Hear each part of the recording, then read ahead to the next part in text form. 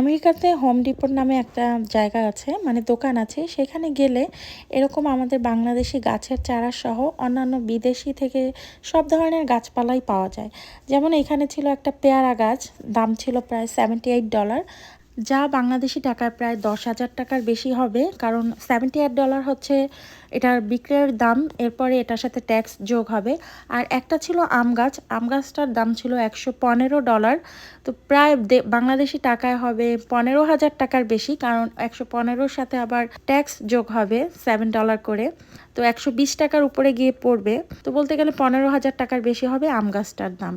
আর এইটা হচ্ছে গিয়ে একটা পিচ ফলের গাছ, এত সুন্দর পিচ ফল ধরেছিল, খুবই ভালো লাগছিল দেখতে। পুরো এই জায়গাটুতে হচ্ছে গিয়ে সব ধরনের ফলের গাছ থেকে শুরু করে ফুলের গাছ, এবং সাথে হচ্ছে ক্যাকটাস, বিভিন্ন ধরনের ছোট ছোট চারা গাছ রাখা ছিল। মানে ভিতরে যতটুক জায়গা সেখানে হচ্ছে ঘরের কিছু জিনিসপত্র, মানে অ্যাপ্লায়েন্স থেকে শুরু করে সব কিছুই বিক্রি হয়। আর এই বাইরের সাইডটাতে হচ্ছে গিয়ে এরকম মাটি, গাছপালা এভাবে সুন্দর সারিবদ্ধভাবে সাজানো থাকে। আর এখানে মাটিগুলো বিক্রি হচ্ছিল, প্রায় 3টা হচ্ছে $10 করে। আর এখন যেহেতু একটু কিছুদিন পরেই হচ্ছে গিয়ে মানুষজন বাগান করা শুরু করবে, মানে সামার শুরু হচ্ছে, তো এখন আর কি গাছপালাগুলোর দাম একটু করে কমবে। মাটির দাম যেমন কমছে, গাছপালার দামও একটু কমবে। আর এখানে হচ্ছিল কিছু কলা গাছ রাখা। আর এই যে আর একটা ছিল পেয়ারা গাছ, মানে দুটো পেয়ারা গাছ ছিল আর একটা ছিল আম গাছ। আর এই ছিল গোলাপ ফুল গাছ। কত ধরনের কত প্রজাতির যে গোলাপ ফুল এখানে ছিল, কিন্তু একটা সমস্যা হচ্ছে এখানকার ফুলগুলোতে তেমন একটা ঘ্রাণ পাওয়া যায় না। দেখতে সুন্দর, বাট তেমন কোনো ঘ্রাণ নেই। এখানে মাঝে মধ্যে কিন্তু বেলি ফুলের গাছও পাওয়া যায়, তারপর গন্ধরাজ ফুলের গাছও পাওয়া যায়, কিছুদিন পরেই হয়তো বা উঠবে এখানে।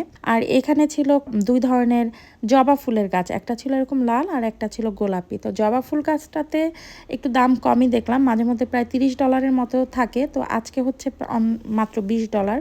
আর সাদা রঙের এই ফুলটাও দেখতে অনেক সুন্দর ছিল। আর এগুলো হচ্ছে পানি দেওয়ার জন্য, গাছে পানি দিতে এগুলোর প্রয়োজন হয়। তো বিভিন্ন ধরনের জিনিসপত্র এখানে রাখা ছিল, মানে এখানে গেলে বাগানের যত ধরনের প্রয়োজনীয় জিনিসপত্র আছে সব পাওয়া যায়। যেমন এখানে কিছু অ্যালোভেরা গাছ ছিল, এগুলো ছিল মানি প্লান্টের গাছ। আর এখানে হচ্ছে এই যে প্লান্ট ফুড, মানে সারগুলো এভাবে এরকম করে রাখা ছিল, যাদের সার প্রয়োজন হয় সব কিছু একই জায়গায় পাওয়া যায়। এখানে হচ্ছে গিয়ে বিভিন্ন ধরনের টবগুলো রাখা, বড় ছোট, প্লাস্টিক থেকে শুরু করে মাটির টব, সব ধরনের টবগুলোই এখানে ছিল।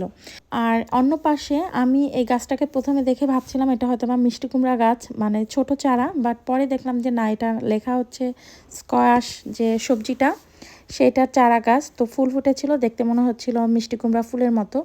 আর এগুলো হচ্ছে গিয়ে টমেটোর চারা। তো চারাও যেমন পাওয়া যায়, তেমনি এখানে কিন্তু বীজ রাখারও একটা আলাদা জায়গা আছে, সেটা হচ্ছে ভেতরের দিকটাতে। আমি হচ্ছে বাইরের দিকটাতে দেখছিলাম। আর এগুলো তো সবাই চেনে, অর্কিড। আর এই যে এগুলো হচ্ছে গিয়ে ওই যে বাইরে ঝুলিয়ে রাখে, বাতাসে খুব সুন্দর টুংটাং শব্দ হয়। আর এই যে হচ্ছে গিয়ে বীজ রাখার জায়গাটা, এটা হচ্ছে ভেতরে যে পুরো মেইন যে দোকানটা, সেটার ভেতরে এই বীজগুলো রাখা থাকে। আর বাইরে হচ্ছে গিয়ে ওই যে ফুলের গাছ, টপ টপ মাটি, ওগুলো রাখা থাকে। তো নানান ধরনের বীজ ছিল, সবজির বীজ, তারপরে বিভিন্ন ধরনের ফুলের বীজ। আর এই যে মালতী ফুলগুলো ছিল। আর এর পাশেই আবার টবে এই যে হাইড্রাঞ্জা ফুলগুলো ছিল। এই ফুলগুলো এত সুন্দর লাগছিল, কি সুন্দর বেগুনি রঙের। আর এর পাশেই ছিল আমাদের সবার পরিচিত এই যে গেন্দা ফুল বা গাঁদা ফুল, আমাদের বাংলাদেশের সবচেয়ে জনপ্রিয় ফুল বলতে গেলে এই গাঁদা ফুল। আর আমি প্রথমে এই ক্যাকটাসের ফুলগুলো দেখছিলাম, খুবই সুন্দর লাগছিল, লাল রঙের একদম ক্যাকটাসগুলো খুবই সুন্দর লাগছিল দেখতে।